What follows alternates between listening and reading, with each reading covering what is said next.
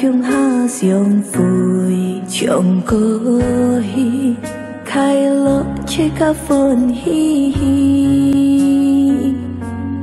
thiện công nhít ngay oi lý khơi mang đi kiang si hiểu to tròn lời dịu buồn khơi xiong to mỗi chiếc liều chút lời nhị teo duyên nhân tranh na xin chung ly nhị teo duyên nhân anh hiểu mong kỳ nhìn bơi pen yêu chi mai phơi ngay ăn thung sim loi cô nhị chi ngày cha mô tạp chín nhị khó nên bơi vẫn to tròn lì hi mong nhị pin on cho theo lũ xuân ly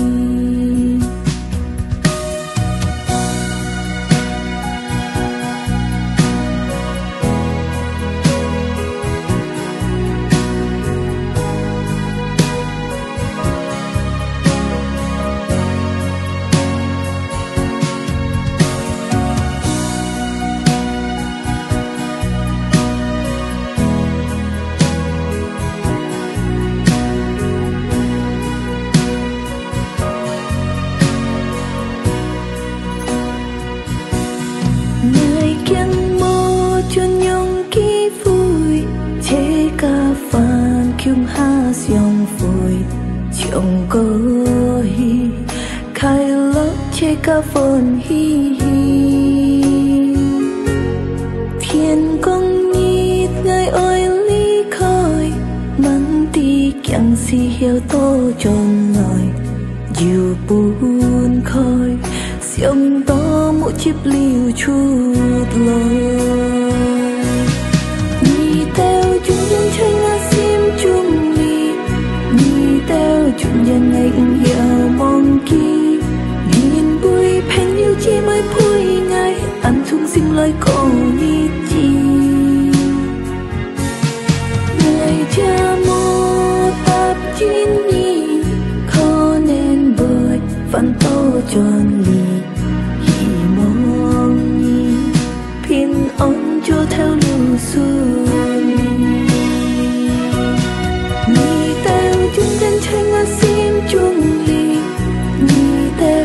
nhân anh hiểu mong kỳ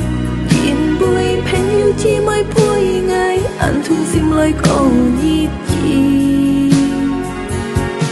ngày cha mô tạp chín nhị khó nên bơi phản tô tròn lì hi mong nhị pin on cho theo lũ xuân ly